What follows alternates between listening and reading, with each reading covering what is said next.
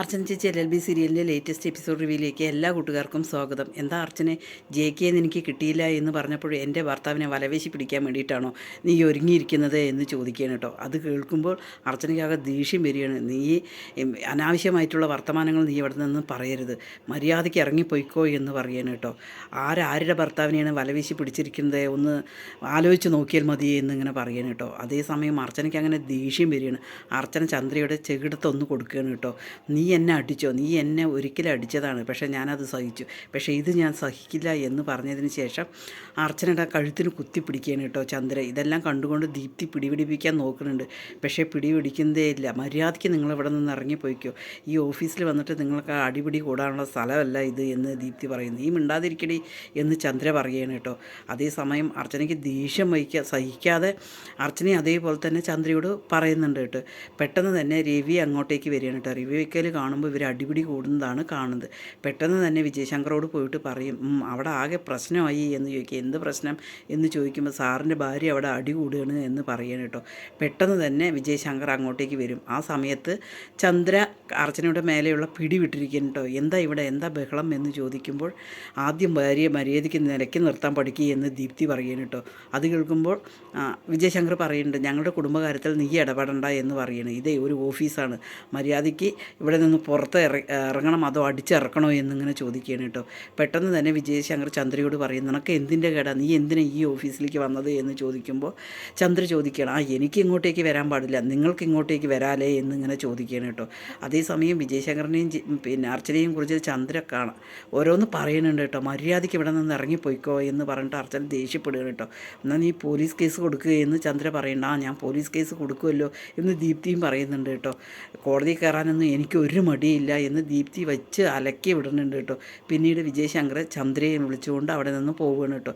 നിങ്ങൾക്ക് എന്നെ പിടിച്ചു കൊണ്ടുപോകാനേ പറ്റുള്ളൂ, നിങ്ങൾക്ക് അവളോടാണല്ലോ സപ്പോർട്ട് ചെയ്യുന്നെല്ലാം പറഞ്ഞിട്ട് ചന്ദ്ര ഇങ്ങനെ പുലമ്പിക്കൊണ്ടേ ഇരിക്കുകയാണ് കേട്ടോ. അത് കേൾക്കുമ്പോൾ വിജയശങ്കറിന് ആകെ മൊത്തം ദേഷ്യം വന്നിട്ട് സഹിക്കാൻ പറ്റാത്ത ദേഷ്യം വരികയാണ് കേട്ടോ. പിന്നീട് കാണിക്കുന്നത് ദീപ്തി അങ്ങനെ പുറത്തിറങ്ങിയിട്ട് ഫോൺ ചെയ്യണം കേട്ടോ. അച്ചുവിന് ഫോൺ ചെയ്യണം, അച്ചുവിനോട് കാര്യങ്ങളെല്ലാം പറയണം. ഇങ്ങനെയാണ് ഇവിടെ സംഗതി നടന്നിരിക്കുന്നത്. ചന്ദ്ര വന്നിട്ട് നിൻ്റെ ചേച്ചിയെ അടിച്ചു എന്നിങ്ങനെ പറയുമ്പോൾ അച്ചു പറയുന്നുണ്ട്, എന്നാൽ ചേച്ചി അടിച്ചോ, എന്നാൽ കേസ് തരാൻ പറയും, എന്നാലേ എനിക്ക് കേസ് അന്വേഷിക്കാൻ പറ്റുള്ളൂ എന്നിങ്ങനെ പറയുമ്പോൾ ദീപ്തി പറയുന്നുണ്ട്, അവളുടെ കാര്യം നിനക്കറിയില്ല, ഞാൻ പറഞ്ഞപ്പോൾ കേസ് ഒന്നും വേണ്ട, അച്ചു ഇതൊന്നും അറിയണ്ട എന്നാണ് പറഞ്ഞിരിക്കുന്നത് എന്ന് പറയും. ശരിയാണ്, നിങ്ങൾ കാഴ്ചക്കാരിയാണ്, അനുഭവിച്ചത് ആരാണ്, അവരാണ് കേസ് തരേണ്ടത്. എന്താ അച്ചു നീ ഇങ്ങനെ പറയുന്നത്, നിൻ്റെ ചേച്ചിയാണ് ഓഫീസിൽ കയറി വന്ന് തല്ലിയത് എന്നിങ്ങനെ പറയണം. ശരിയായിരിക്കാം, അവരോട് കേസ് തരാൻ പറയുക എന്ന് പറയുക, എന്നാൽ ഞാൻ ആക്ഷൻ എടുക്കുക എന്ന് പറഞ്ഞതിന് ശേഷം അച്ചു ഫോണിൽ വയ്ക്കുകയാണ് കേട്ടോ. അതേസമയം ദീപ്തി വിചാരിക്കുന്നുണ്ട്, എന്താ ഈ അച്ചു ഇങ്ങനെ, എന്തായാലും അർച്ചന എന്തായാലും കേസ് കൊടുക്കില്ല എന്നിങ്ങനെ വിചാരിച്ചിരിക്കുകയാണ് കേട്ടോ. പിന്നീട് കാണിക്കുന്നത് ചന്ദ്രയുടെ കൂട്ടുകാരുടെ അടുത്ത് കാര്യങ്ങളെല്ലാം പറയുകയാണ് കേട്ടോ.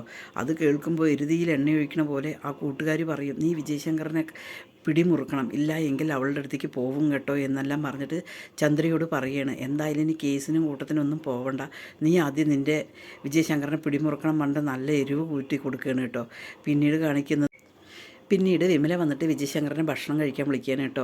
അവരൊക്കെ എവിടെ എനിക്കിപ്പോൾ വേണ്ട, കുറച്ച് കഴിഞ്ഞിട്ട് കഴിക്കാം, എവിടെ ചന്ദ്ര എവിടെ ചോദിക്കുമ്പോൾ എടുത്ത് ഞാൻ വിളിച്ചിട്ടുണ്ട്, വന്നിട്ടില്ല, വരും പറയണം. പിന്നീട് നിങ്ങൾക്ക് എന്തോ പിണക്കമുണ്ട് തോന്നുന്നു, അതുകൊണ്ടാണോ വരാത്തത് എന്ന് വിമല ചോദിക്കുമ്പോൾ എനിക്ക് ആരോടും പിണക്കമില്ല, ചന്ദ്രയുടെ സ്വഭാവം അറിയുമല്ലോ പിന്നെന്താണ് എന്ന് വിമല പറയുകയാണ് കേട്ടോ. അതേസമയം ഡൈനിങ് ഹാളിൽ രുക്കും ചന്ദ്രയും കൂടി ഭക്ഷണം കഴിക്കുന്നുണ്ടാകും. അപ്പോൾ വിജയശങ്കർ വരികയാണ് അങ്ങോട്ടേക്ക് കേട്ടോ. എന്നിട്ട് ചോദിക്കും, അച്ചു എവിടെ ചോദിക്കും, അച്ചു ഇപ്പോൾ വരും ഭക്ഷണം കഴിക്കാനേ എന്ന് പറയണം. അതിനുശേഷം അച്ചും ഭക്ഷണം കഴിക്കാൻ വരികയാണ് കേട്ടോ. അതേസമയം വിജയശങ്കർ പറയും, എനിക്ക് നിന്നോടും അച്ചുവിനോടായിട്ട് ഒരു കാര്യം പറയാനുണ്ട് ചോദിക്കും. എന്താ ഏട്ടാ എന്ന് രുക്ക് ചോദിക്കുകയാണ്. നീയും അച്ചും ഇവിടെ താമസിക്കാൻ വന്ന അവസ്ഥ എന്താണെന്ന് നിങ്ങൾക്കറിയാം, ആ അവസ്ഥ ഇപ്പോൾ മാറി, അവനൊരു ജോലിയായി, അതുകൊണ്ട് നീനെ അമ്പാട്ട് വീട്ടിൽ താമസിക്കണം എന്നിങ്ങനെ പറയുമ്പോൾ പെട്ടെന്ന് തന്നെ രുക്കു പറയും, അയ്യോ ഞാൻ താമസിക്കില്ല എന്നിങ്ങനെ പറയുകയാണ് കേട്ടോ. അതേസമയം ചന്ദ്ര ചോദിക്കണ്ടേ, എന്താ ഏട്ടന് ഇവരവിടെ പോയി താമസത്തിന് പോയിട്ട് എന്തെങ്കിലും കാര്യമുണ്ടോ എന്നിങ്ങനെ ചോദിക്കുമ്പോൾ വിജയേട്ടൻ പറഞ്ഞതിൽ എന്താ തെറ്റ് എന്ന് വിമല പറയാണ്. ഭാര്യ ഭർത്താവിൻ്റെ വീട്ടിൽ തന്നെ താമസിക്കുക എന്ന് പറയുമ്പോൾ ചന്ദ്ര പറയും, ഇത് ഞങ്ങളുടെ കുടുംബകാര്യമാണ്, നീ ഈ പറഞ്ഞത് ഇപ്പോൾ സത്യനുണ്ടെങ്കിൽ നിൻ്റെ കവളടിച്ചു പൊട്ടിച്ചേനെ എന്ന് പറയണം കേട്ടോ. അതേസമയം അച്ചു പറയും, ഞാൻ തയ്യാറാണ്, അമ്പാട്ട് വീട്ടിൽ പോയി താമസിക്കാൻ ഞാൻ തയ്യാറാണ് എന്ന് ചോദിക്കുമ്പോൾ രുക്കുവിനോട് ചോദിക്കും, രുക്കു വന്ന് താമസിക്കുകയോ ചോദിക്കും. ഞാൻ വരില്ല, അവിടെ മുകുന്ദനുള്ളിടത്തോളം കാലം ഞാൻ വന്ന് താമസിക്കില്ല എന്ന് പറയണം കേട്ടോ. അതേസമയം വിജയശങ്കറും പറയുന്നുണ്ട്, എന്തായാലും പോയി അവിടെ താമസിക്കണം നിങ്ങൾ, അതാണ് അതിൻ്റെ ശരി എന്ന് പറയണം കേട്ടോ. അതേസമയം ചന്ദ്രയ്ക്കാകെ ദേഷ്യം വരികയാണ്. അമ്പാട് വീട്ടിൽ പോയി താമസിക്കണമെന്ന് എന്താ വിജയേട്ടന് ഇത്ര നിർബന്ധം, എവിടെ നിന്നും എന്തെങ്കിലും കിട്ടാനുണ്ടോ നിങ്ങൾക്ക്, എന്താ അതിൻ്റെ ഉദ്ദേശം എന്നിങ്ങനെ നെഗറ്റീവ് വെച്ചിട്ട് ചോദിക്കുകയാണ് കേട്ടോ. അതേസമയം അച്ചു ദേഷ്യത്തോടു കൂടി ചന്ദ്രയെ ഇങ്ങനെ നോക്കുകയാണ്. കുറച്ച് വെള്ളം ഒഴിക്കുക എന്ന് പറയും കേട്ടോ രുക്കുവിനോട്. രുക്കു വെള്ളം ഒഴിച്ച് കൊടുക്കുമ്പോൾ അച്ചു ആ വെള്ളം തൊട്ട് നോക്കുമ്പോൾ ചുടുവെള്ളം ഇരിക്കുക. എന്താ പച്ചവെള്ളം ചോദിച്ചു കഴിഞ്ഞാൽ ചുടുവെള്ളം തരുന്നത് എന്ന് പറഞ്ഞ് അച്ചു അങ്ങനെ രോഷത്തോട് കൂടിയിട്ട് രുക്കുവിനെ നോക്കും.